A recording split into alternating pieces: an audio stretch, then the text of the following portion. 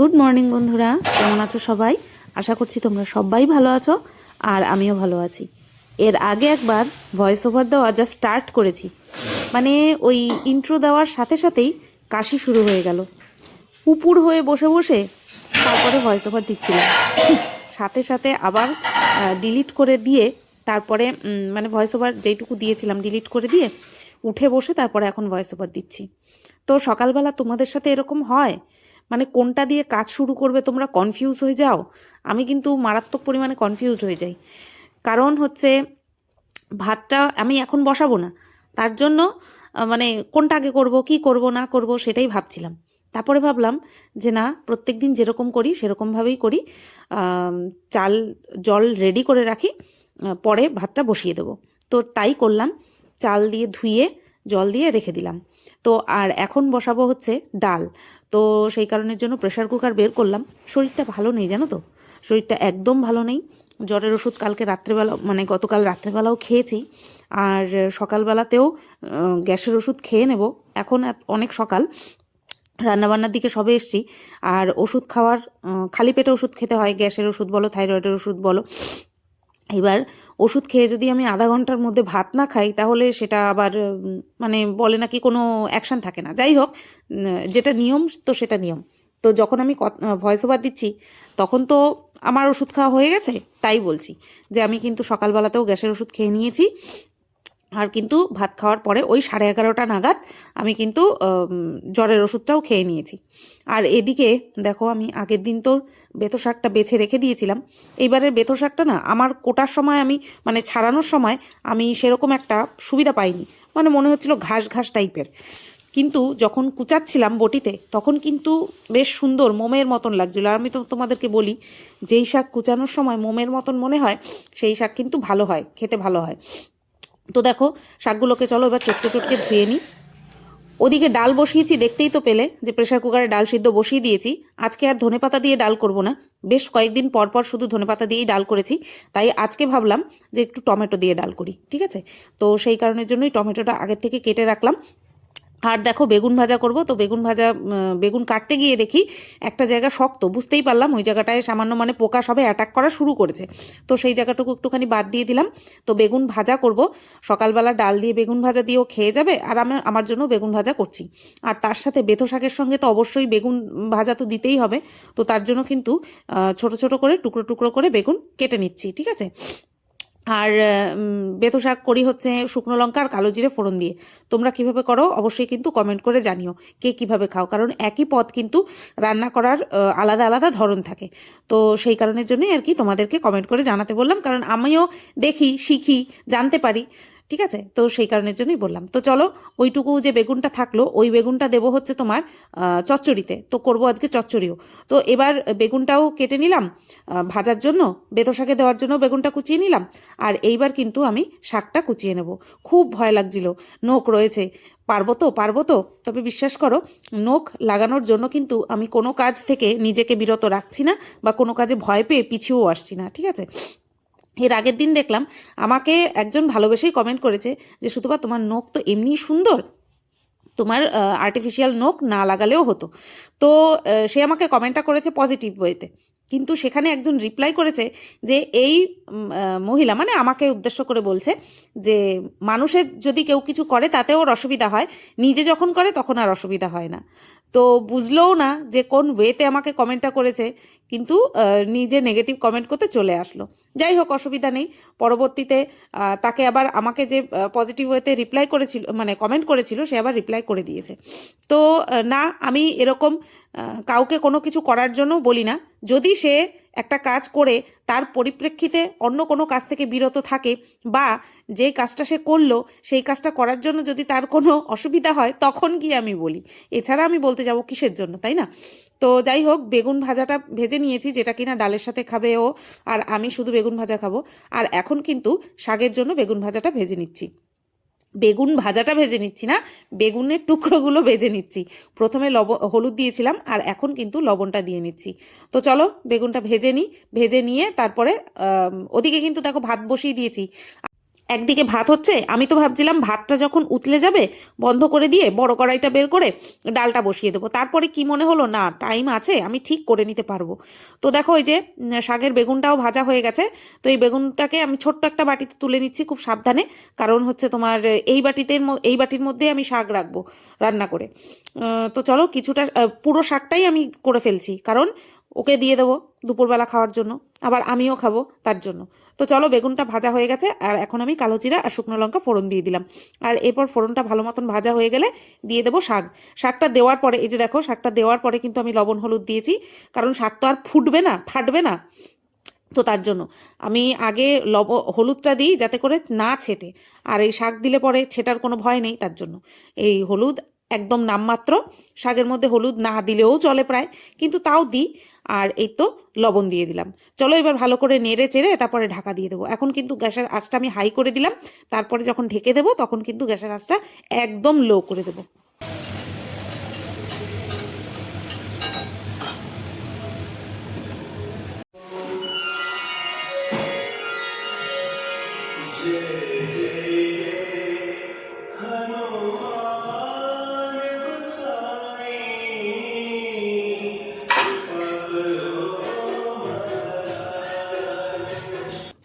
শুনতে পেলে কিছু? হ্যাঁ, ওদিকে কর্তামশাই পুজো দিচ্ছে, আর হনুমান চালিসা চলছে, ঠিক আছে। হনুমান চল্লিশা মানে হনুমানজির গান চলছে। তো প্রত্যেক দিন সকালবেলা নিয়ম করে আমার কর্তামশাই এইভাবে পুজো দেয়। বেশ ভালোই লাগে, বাতাবরণটা বেশ ফ্রেশ ফ্রেশ হয়ে যায়, মনটাও ফ্রেশ হয়ে যায়, ভালো লাগে। তো ওদিকে পুজো দিচ্ছে কর্তামশাই, আর এদিকে আমি চচ্চড়ি করার জন্য কেটে কুটে জোগাড় যন্ত্র করছি। মাঝে মধ্যে দেখবে আমার গলার আওয়াজটা কিরকম হয়ে যাচ্ছে, কেন বলো তো? কারণ কাশিটাকে কন্ট্রোল করছি কথা বলার মাঝখানে, তার জন্য। তো প্রথমে ফুলকপির যে ডাঁটগুলো রেখে দিয়েছিলাম একটু হলুদ হলুদ হয়ে গেছে, কিন্তু ঠিক আছে, কোনো ব্যাপার না। ওই চচ্চড়ির মধ্যে ফুলকপির ডাঁটের গন্ধ না থাকলে ভালো লাগে না। তো যে কটা ডাঁট রেখে দিয়েছিলাম সে কটাকে ছোট ছোট করে টুকরো টুকরো করে স্লাইস করে দিয়ে দিলাম। তারপরে দিয়ে দিলাম বাদ বাকি বেঁচে থাকা বেগুনটা, পুরোটাই দিয়ে দিয়েছি। আর এখন দিচ্ছি বেশ কয়েকটা শিম টুকরো টুকরো করে। আর ফুলকপিটা প্রথমে ভাবছিলাম দেবো না, তারপরে কি মনে হলো যে না থাক, ফুলকপিটা দিয়েই দিই। তারপরে ফুলকপিটাও দিয়ে দিয়েছি, আর বাঁধাকপিটা বাঁধাকপিটা সেটাও পরে দিয়ে দিয়েছি। বাঁধাকপি তো অবশ্যই দিতেই হবে, কারণ আগে চচ্চড়ির তরকারি কেটে নিতে হবে, তারপরে বাঁধাকপি। কারণ বাঁধাকপিটা যখন তরকারিগুলো বাদবাকি তরকারিগুলো সিদ্ধ হয়ে যাবে, তারপরে গিয়ে বাঁধাকপি অ্যাড করতে হবে। আর এমনি বাঁধাকপি ঘন্ট করলে পরে বাঁধাকপি যেরকম একেবারে মিহি করতে হয়, সেরকম কিন্তু চচ্চড়িতে ভালো লাগে না। একটু দাঁড়া দাঁড়া থাকবে, মানে মুখে দাঁড়া দাঁড়া বাঁধবে না, দেখতে একটুখানি মোটা মোটা থাকবে, বেশ ভালো লাগে, বুঝতে পেরেছো? তো যাই হোক, ওদিকে বেগুন দিয়েছি, শিম দিয়েছি, ফুলকপির ডাঁট দিয়েছি, ফুলকপিও দিয়ে দিয়েছি, আর এখন দিয়ে দিচ্ছি দুখানা আলু, ঠিক আছে, বেশি দেবো না। আর এবার এই টমেটো, যেটা কিনা আমি চচ্চড়িতে দেবো, সেটার জাস্ট পেছনটা ফেলে দিলাম, দিয়ে ওই বাটির মধ্যে রেখে দিলাম। আর এইবার থালা থেকে সমস্ত খোসা টোসা সরিয়ে নিয়ে তারপরে বাঁধাকপি কোটার জন্য তৈরি করছি। পরে হট করে মনে পড়লো, এ বাবা লঙ্কা তো চিরলাম না, তো লঙ্কা চিরে 5 থেকে 6খানা লঙ্কা চিরে দিয়ে দিলাম ওর মধ্যে। চচ্চড়ির উপকরণ কাটতে কাটতে হঠাৎ করে মনে পড়লো, এ বাবা আমাকে নিতা দিভাই কিন্তু, মানে নিতা নামক একজন দিদিভাই কিন্তু আমাকে ফোন করে বলেছিল, সুতপা চচ্চড়ি করার রেসিপিটা একটুখানি বলো না। আমার এখন মনে পড়লো, জানো, ভয়েস ওভার দিতে গিয়ে বাবা মনেই নেই। যাই হোক, নিতাদি তুমি যদি দেখে থাকো আমার এই ভিডিওটা, দেখে নাও কি কি দিতে হয় চচ্চড়িতে, ঠিক আছে। আর ফোড়নে কিন্তু শুধুমাত্র কালো জিরে, আর কিচ্ছু দিতে হবে না। প্রথমে সবজিগুলোকে ভালো করে ভেজে নিয়ে যখন 50% সেদ্ধ হয়ে যাবে, তখন কিন্তু বাঁধাকপিটা অ্যাড করে দিয়ে আবারও নেড়ে চেড়ে বেশ সব সবজি ভালো মতন সেদ্ধ হয়ে যাবে। তারপরে নামানোর আগে ধনেপাতা দিয়ে মিষ্টি দিয়ে পরিমাণ মতন নামিয়ে নিতে হবে, ঠিক আছে, কোনো ঝকমারি পদ না কিন্তু। চলো, চচ্চড়ির উপকরণ আমার কোটা হয়ে গেল। এবার বাঁধাকপিটাকে কিন্তু আমি লবণ দিয়ে বেশ ইয়ে করে রাখবো, কি যেন বলে, ওই দেখো আমি আবার টমেটোটাকে টুকরোও করে নিচ্ছি। ডালের জন্য টমেটো কেটে রেখেছি, সেই টমেটোর পাশে এই টমেটোটাও কুচিয়ে রেখে দিচ্ছি। বাঁধাকপিটা কিন্তু লবণ দিয়ে চটকে রাখতে হবে, যাতে করে ভালো করে নুয়ে যায়। আর এদিকে দেখো, আমি ডাল সম্বাদ দিয়ে দিচ্ছি। টমেটোটাকে বেশ ভালো করে কষিয়ে নিয়েছি, গলে গেছে। আর রাঁধুনি আর কালো জিরে আর শুকনো লঙ্কা ফোড়ন দিয়েছি, আমি তো টক ডাল করলে এই ফোড়নই দিই। আর এদিকে দেখো বাঁধাকপিটাকে কিন্তু আমি নোয়ানোর জন্য লবণ দিয়ে মেখে রেখে দিয়েছি, ঠিক আছে। তো চলো, এই দেখো বাঁধাকপি আমার হয়ে গেছে, ঠিক আছে। চিনিও অ্যাড করা হয়ে গেছে, সমস্ত কিছু দেখো কত সুন্দর মাখা মাখা হয়েছে। শীতকালে কিন্তু গরম ভাতে এরকম চচ্চড়ি হলে আর কিচ্ছু লাগে না। কুমড়ো হলেও হতো, না নেই তাতেও কোনো অসুবিধা নেই, মূলো হলেও খুব ভালো হতো, নেই তার ঘাটতিটা পূরণ করে দিয়েছে হচ্ছে তোমার ফুলকপির ডাঁট। তো দেখো রান্নাবান্না হয়ে গেছে, রান্নাঘর পরিষ্কারও করে নিলাম, চলো বেরিয়ে যাই। তো সব সারার পরে ক্যামেরার সামনে আসলাম, বাজে এখন 11:40। 11:40 বাজে, আর এই আমি ক্যামেরার সামনে আসলাম। এখন রেস্ট নেবো না, টাইটেল থাম্বনেল বানিয়ে ব্লগ ভিডিও পোস্ট করতে হবে। তারপরে হচ্ছে তোমার যেই অর্ডারগুলো এসছে সেই অর্ডারগুলো অ্যাড্রেসগুলো লিখতে হবে। তারপরে হচ্ছে তোমার অ্যাড্রেস লিখতে হবে, তারপরে কি বলো, প্যাকিং করতে হবে, ডিসপ্যাচ করতে হবে। এবেলাতে না পারলেও ওই বেলাতে ডিসপ্যাচ করে দেবো, পৌঁছানো দিয়ে কথা, কারণ কালকে রবিবার, আগামীকাল রবিবার, আগামীকাল ডিসপ্যাচ করতে পারবো না, বন্ধ থাকবে অফিস। সেই কারণে আজকেই এনিহাও ডিসপ্যাচ করতে হবে। গতকালকে তো রাত্রেবেলা একটা জ্বরের ওষুধ খেয়ে শুয়েছি, আজকে সকালবেলায় গ্যাসের ওষুধ খেয়ে নিয়েছি, আর এই এখন আমি জ্বরের ওষুধ খাবো। গা হাত পা থরথর করে কাঁপছে, ঘুরতে যাব তার আগেই আমার শরীর খারাপ হওয়া চাই। কী আর করা যাবে, এখন একটা ওষুধ খেয়ে নিয়ে তারপরে কাজে বসবো। চলো আবার পরে আসছি। তো বন্ধুরা দেখো খেতে বসে পড়েছি, আর এই যে আছে শাক, বেগুন ভাজা, সকালবেলা তো আমি শাক খাইনি, বেগুন ভাজা, শাক, আর এই আছে চচ্চড়ি। ডাল আমি খাবো না, তো তার জন্য ডাল আনিও নি। হ্যাঁ চলো খেয়ে নিই। ইভিনিং বন্ধুরা, জানি না কতক্ষণ পর আসলাম ক্যামেরার সামনে, বাজে হচ্ছে এখন সন্ধ্যে 6:15। কথা বলবো কি বলতো, চুপচাপ থাকছি দিব্য ঠিক আছে, কোনো গান করছি দিব্য ঠিক আছে, যে কথা বলতে যাচ্ছি না ব্যাস খুক্কুর খুক্কুর শুরু হয়ে যাচ্ছে। তো সন্ধে পুজো দিয়ে নিয়েছি, ও পাম্প চালাইনি, দেখেছো, পাম্পটা চালিয়ে দিয়ে আসি। না থাক, চা খেয়ে পাম্প চালাবো, কারণ চা খেতে বসলে না কখন জল ভরে গেছে সে একটা টেনশন, না পাম্পটা চালিয়েই দিয়ে আসি। জল দেখলাম হলুদ বেরোচ্ছে, একটু কানটা সজাগ রাখতে হবে যে কখন জলটা ভরে গেল, ব্যাস তাহলেই হবে।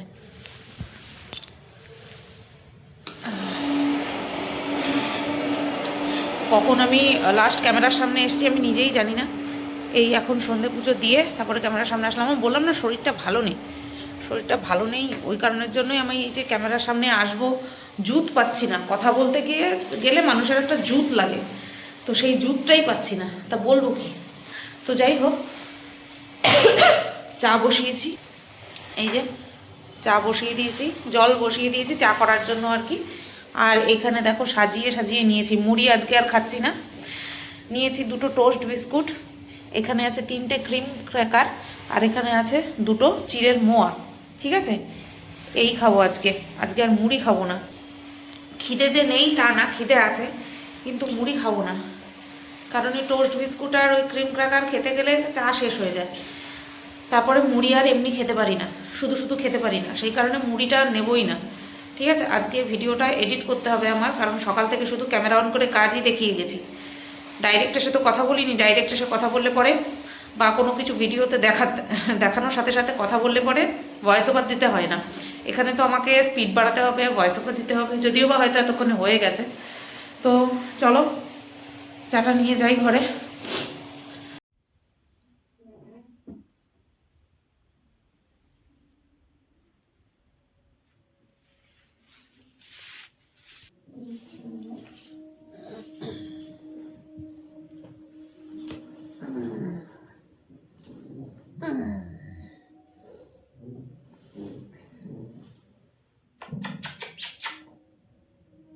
তুমি যে এত কিউট করে শুয়ে রয়েছ, সেটা আমি দেখলে পরে যে তোমার এরকম আদর করতে আসবে তুমি জানতা না। বাহ বাহ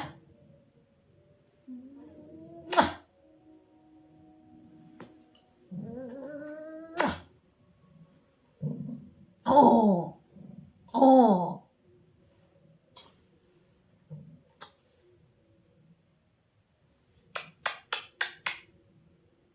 শুয়ে শুয়ে আর হচ্ছে না, উল্টায় পাল্টায় এদিক ওদিক, শীত হয়ে, উপর হয়ে, সাইড হয়ে। হুম আদর খাওয়া মাস্টার আর আমি আদর করার দিদিমণি।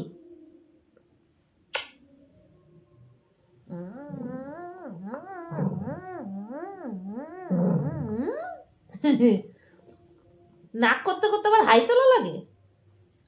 নাক করতে করতে সকলে লোকে আচ্ছা আচ্ছা আস্তে আস্তে আস্তে ঘুমা ঘুমা ঘুমা।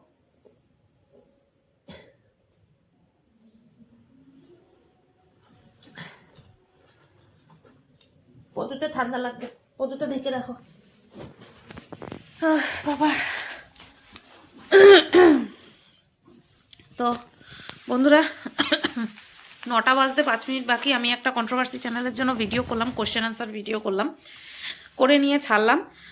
আর এখন কিছুক্ষণ পর ভাত বসাবো। এত তাড়াতাড়ি ভাত বসাবো না, 9:30টার সময় তো আমি ভাত বসাই। তো ভাবলাম তোমাদের কিছু প্রশ্নের উত্তর দিই। কিছু প্রশ্ন মানে একটাই প্রশ্ন, শেরু রিলেটেড, যে আমরা ঘুরতে যাচ্ছি, শেরুকে কোথায় রাখবো, শেরু কোথায় থাকবে, ইতিবৃত্তান্ত আর কি। তো আমরা যাচ্ছি হচ্ছে আগামীকাল আমাদের যাওয়ার কথা ডেট, ঠিক আছে। আর ইচ্ছে আছে এবার জন্মদিনের রাতটা যেখানে ঘুরতে যাচ্ছি সেখানেই কাটাবো, ঠিক আছে। এবার চলে আসি, শেরু বাবা কোথায় থাকবে। প্রথমে অনেক কিছু ভেবেছি।